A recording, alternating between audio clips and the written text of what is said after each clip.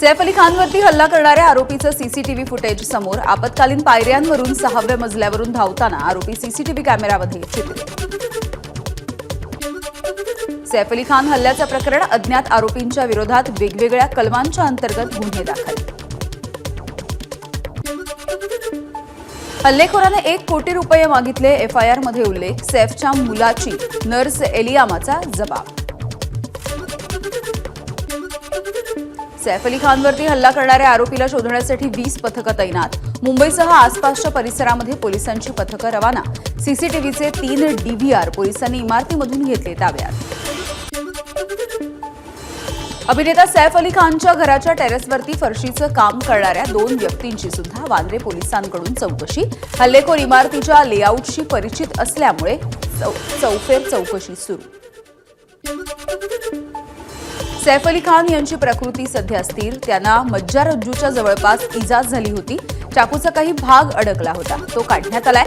सैफवरती उपचार करणाऱ्या डॉक्टरांची माहिती. कठीण परिस्थितीला सामोरं जाताना आम्हाला थोडा वेळ हवाय. अशा कठीण परिस्थितीमध्ये कोणत्याही प्रकारची अफवा पसरवू नये. सैफवरती झालेल्या हल्ल्याच्या नंतर करीना कपूरची पहिली प्रतिक्रिया. वांद्र्यामध्ये सतत अपघात, घोटाळे, जमीन हडप करणं, फेरीवाले माफिया, अतिक्रमण हे सगळं घडतंय. यावरती कडक कारवाई झाली पाहिजे. सैफ अली खानवरच्या हल्ल्याच्या नंतर रवीना टंडनचा संताप. मुंबई सेफ नाही असं म्हणणं हे चुकीचं. सैफ अली खानवरच्या हल्ल्याच्या संदर्भात पोलिसांकडून सर्व माहिती मिळाली. मुख्यमंत्री देवेंद्र फडणवीसांची प्रतिक्रिया. सैफ अली खानवरचा हल्ला राज्यामधील कायदा आणि सुव्यवस्था वेशीवरती टांगणारा. नाना पटोले यांची प्रतिक्रिया. फडणवीसांनी गृहमंत्रीपद सोडावं, पटोलेंची मागणी. सैफ अली खानला भेटण्यासाठी आशिष शेलार रुग्णालयामध्ये. पोलीस अधिकाऱ्यांसोबत चर्चा सुरू असून हल्लेखोर लवकरच पकडला जाईल. आशिष शेलारांची प्रतिक्रिया. सैफ अली खानवरील हल्ला हा धक्कादायक. आदित्य ठाकरेंची एक्सपोस्ट. महाराष्ट्रामधील कायदा आणि सुव्यवस्थेवरती उपस्थित केलं प्रश्नचिन्ह. आंबेडकरी अनुयायांचा आज परभणी ते मुंबई लाँग मार्च. सोमनाथ सूर्यवंशींच्या आरोपींवरती कारवाई न झाल्यामुळे आंबेडकरी अनुयायी आक्रमक. दुपारी 1 वाजता परभणीमधून हा लाँग मार्च मुंबईच्या दिशेनं निघेल. परभणीच्या सोमनाथ सूर्यवंशींच्या कुटुंबियांकडून सरकारी आर्थिक मदतीला दुसऱ्यांदा नकार. जोपर्यंत दोषी पोलीस अधिकाऱ्यांवरती कारवाई होत नाही तोपर्यंत मदत स्वीकारणार नसल्याचं कुटुंबियांनी केलं स्पष्ट. बीड घटनेच्या संदर्भामध्ये मुख्यमंत्री फडणवीसांनी सर्वपक्षीय बैठक बोलवावी. खासदार सुप्रिया सुळेंची मागणी. धनंजय मुंडेंनी राजीनामा द्यावा अशी सर्वपक्षीयांची भावना असल्याचं व्यक्त केलं मत. बीड जिल्ह्यामध्ये आतापर्यंत 162 जणांचा पिस्तूल परवाने रद्द. 20 जणांच्या नावे मृत्यूच्या नंतर सुद्धा पिस्तूल परवाना. पिस्तूल परवाना रद्द करण्यात आलेल्या लोकांमध्ये अनेक राजकीय पक्षाशी संबंधित लोकांचा समावेश.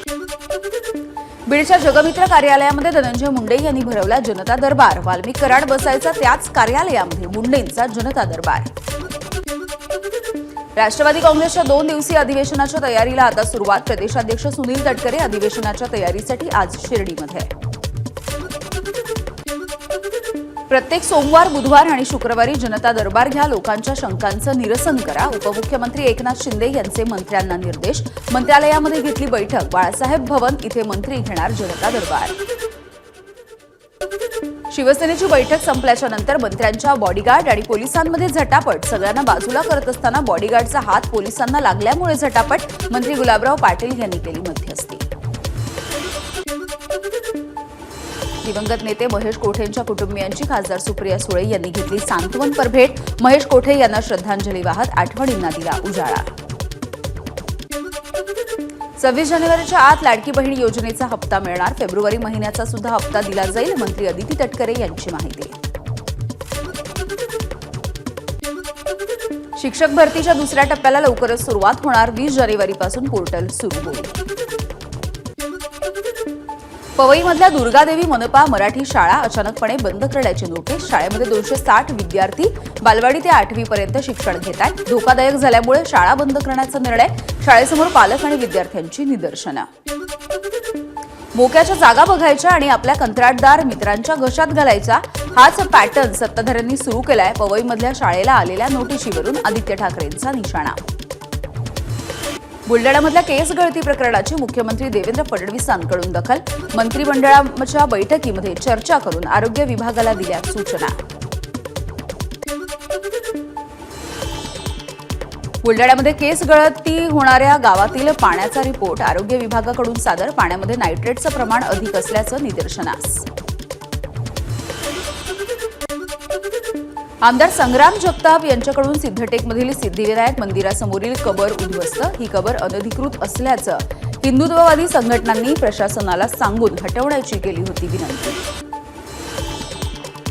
राज्यामधल्या 30 धरणांचं मान्सूनच्या नंतर सर्वेक्षण नाही. धरण सुरक्षा कायदा अंतर्गत मान्सून पूर्व आणि मान्सून उत्तर सर्वेक्षण करणं हे बंधनकारक.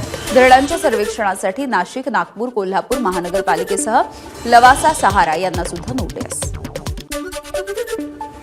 मुंबईतल्या फेरीवाल्यांच्या न्याय हक्कांसाठी Republican party of India Athawale गटाचं आंदोलन. फेरीवाल्यांच्या कुटुंबासह चेंबूरमध्ये आंदोलन. धारावी सोशल मिशनच्या माध्यमातून धारावीमधल्या तरुणांना रोजगार, कौशल्य आणि रोजगार देण्यासाठी नवभारत मेगा डेव्हलपरचा उपक्रम. ट्रेनिंग घेतलेल्या वेगवेगळ्या क्षेत्रांमधील 100 मुलांना अंधेरी पूर्वमध्ये रोजगारासाठी सर्टिफिकेट देण्यात आलं. नवी मुंबईमध्ये होणाऱ्या कोल्ड प्ले कॉन्सर्टसाठी पुढच्या आठवड्यामध्ये रेल्वेच्या विशेष लोकल गाड्या. कोल्ड प्लेच्या आयोजकांचा भारतीय रेल्वे, नवी मुंबई महानगरपालिका परिवहन आणि सिटी फ्लो यांच्याशी करार. अमृत नोनी ऑर्थो प्लसची क्लिनिकल चाचणी यशस्वी. त्यामुळे संधिवाताने त्रस्त असलेल्या नागरिकांना मोठा दिलासा मिळेल. लोकसंख्येच्या 49% लोक संधिवातानं ग्रस्त. चंद्रपूरमध्ये आंतरराष्ट्रीय हवामान बदल परिषदेचं राज्यपाल CP राधाकृष्णन यांच्या हस्ते उद्घाटन. परिषद संयोजक आमदार सुधीर मुनगंटीवार, जलपुरुष राजेंद्र सिंह यांच्यासह अनेक मान्यवरांची उपस्थिती. कोल्हापूरमधील शिवाजी विद्यापीठाचा आज 61वा दीक्षांत समारंभ. समारंभाला राज्यपाल CP राधाकृष्णन उपस्थित राहतील. 19 जानेवारीला टाटा मुंबई मॅरेथॉनची स्पर्धा. यासाठी बेस्ट बस गाड्यांच्या मार्गामध्ये काहीसा बदल. पोलीस कर्मचाऱ्यांचं संवाद कौशल्य सुधारण्यासाठी आचोळे पोलीस ठाण्यामध्ये इंग्रजी भाषा प्रशिक्षणाचा विशेष उपक्रम. पोलीस कर्मचाऱ्यांसह त्यांची मुलं सुद्धा उपक्रमामध्ये सहभागी. अमरावतीमध्ये दिव्यांग विद्यार्थ्यांसाठी जिल्हास्तरीय क्रीडा स्पर्धा. अमरावती जिल्ह्यामधल्या 150हून अधिक विद्यार्थ्यांचा स्पर्धेत सहभाग. पोलीस स्थापना दिनाच्या निमित्ताने ठाण्यामध्ये 1 जानेवारी ते 31 जानेवारी रस्ते सुरक्षा अभियान. वाहतूक विभागानं पथनाट्य आणि विविध कलाकृतींच्या माध्यमातून दिले विद्यार्थ्यांना वाहतुकीचे धडे. वाशिममध्ये रब्बी हंगामामध्ये चिया बियाणे पिकाला शेतकऱ्यांची पसंती. यावर्षी 3,500 हेक्टरवरती या पिकाची पेरणी. चांगल्या उत्पन्नामुळे 4 वर्षांपासून वाशिममध्ये चिया बियाणांचं उत्पादन. मराठवाडा आणि विदर्भाला जोडणाऱ्या पैनगंगा नदीमधून गावकऱ्यांचा जीवघेणा प्रवास. या ठिकाणी पूल बांधण्यासाठी मंजुरी, मात्र काम अद्यापही अपूर्ण. डोंबिवलीमध्ये एका 8 वर्षीय शाळकरी मुलीवरती ट्युशनच्या शिक्षिकेच्या भावानंच केला अत्याचार. घरामधल्या बेडरूममध्ये डांबून अत्याचार केल्याचं उघड. पोलिसांनी अत्याचार करणाऱ्या वैभव सिंगला केली अटक. उल्हासनगरमधील 27 वर्षीय तरुणीशी फेसबुकच्या मैत्रीमधून जवळीक, ब्लॅकमेल करून लग्न आणि शारीरिक छळ केल्याचा आरोप. पतीच्या विरोधामध्ये गुन्हा दाखल. उल्हासनगर हिल लाईन पोलीस स्टेशनमधील गोळीबार प्रकरणी आरोपीला 11 महिन्यांच्या नंतर कल्याण क्राईम ब्रांचनं शिर्डीमधून अटक केली आहे. नागेश बडेराव असं या आरोपीचं नाव आहे. भाजपचे माजी आमदार गणपत गायकवाड यांनी केला होता गोळीबार. नवी मुंबईमधल्या सानपाडा परिसरामध्ये एपीएमसी मार्केटमधील गोळीबाराच्या प्रकरणी 2 जणांना अटक. कचरा कंत्राटदार राजाराम ठोके यांच्यावरती गोळीबार करून हल्लेखोर झाले होते फरार. कोल्हापूरमध्ये 4 तरुणांचा दहशत माजवतानाचा व्हिडिओ समोर. मद्यधुंद तरुणांनी चालत्या KMT बसवरती केली दगडफेक. पोलिसांकडून संबंधित तरुणांची चौकशी. पुण्याच्या चाकण शिक्रापूर रस्त्यावरती भरधाव मालवाहू कंटेनरची 10 ते 15 गाड्यांना धडक. कंटेनर चालकानं पोलीस वाहनांसह 3 महिलांना उडवलं. अपघाताचा थरार सीसीटीव्हीमध्ये कैद. चालक पोलिसांच्या ताब्यात. नगर मनमाड महामार्गावरती येवला तालुक्यामधल्या कासारखेडा शिवारामध्ये पेट्रोल टँकर आणि ट्रेलरची समोरासमोर धडक. अपघातामध्ये ट्रेलर चालक गंभीररित्या जखमी. अपघाताच्या नंतर पेट्रोल टँकर उलटला आणि टँकरमधून पेट्रोलची गळती. अमरावतीमध्ये 3 वर्षीय मुलीवरती 65 वर्षांच्या नराधमाकडून अत्याचार. चॉकलेटचा आमिष दाखवून अत्याचार केलाय. आरोपी प्रकाश पुंडकरच्या विरोधामध्ये गुन्हा दाखल. अंबाजोगाईमधल्या सोनारावरती हल्ला करून लुटणाऱ्या आरोपींना 18 तासांमध्ये अटक करण्यात आली आहे. यामधील 4 अल्पवयीन. सोनाराच्या दुकानामधल्या कारागिराने दिली आरोपींना टीप. अंमली पदार्थांच्या विक्रीच्या प्रकरणामध्ये नायजेरियन नागरिकाला अटक. 16 लाख रुपयांचे अंमली पदार्थ पोलिसांनी केले जप्त.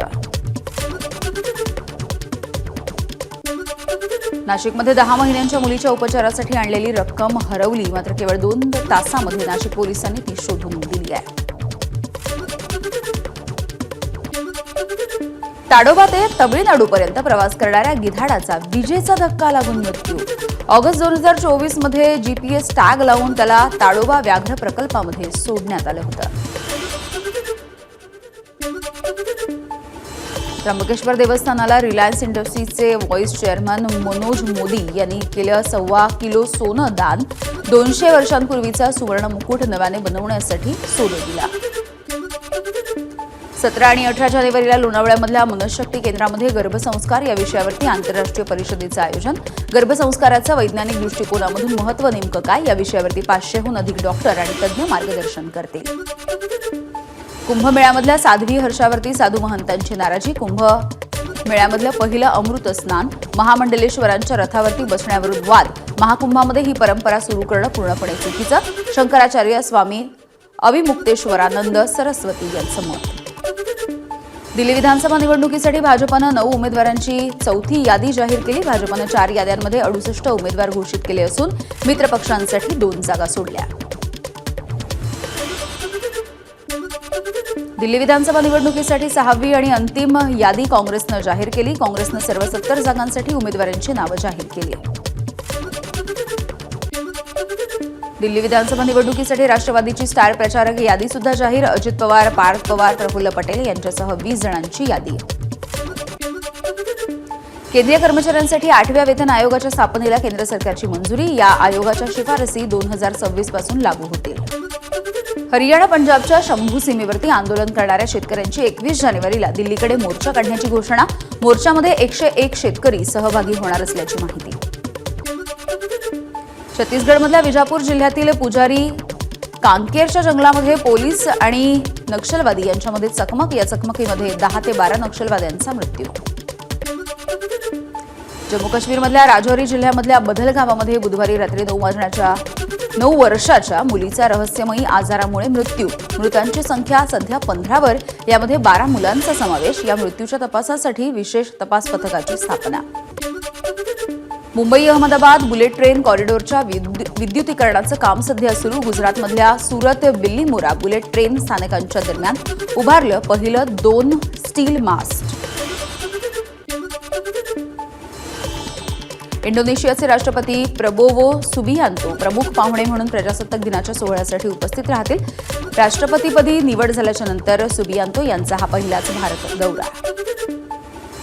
इंग्लंडच्या विरुद्ध T20 मालिकेसाठी फलंदाजी प्रशिक्षक म्हणून सौराष्ट्राचा अष्टपैलू खेळाडू सितांशू कोटक यांची निवड. सितांशू कोटक यांनी एकही आंतरराष्ट्रीय सामना खेळलेला नाही.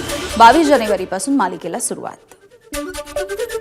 विकी कौशलची मुख्य भूमिका असलेला छावा चित्रपट 14 फेब्रुवारीला प्रदर्शित होणार. चित्रपटामध्ये विकी छत्रपती संभाजी महाराजांच्या भूमिकेमध्ये. एबीपी माझा, उघडा डोळे बघा नीट.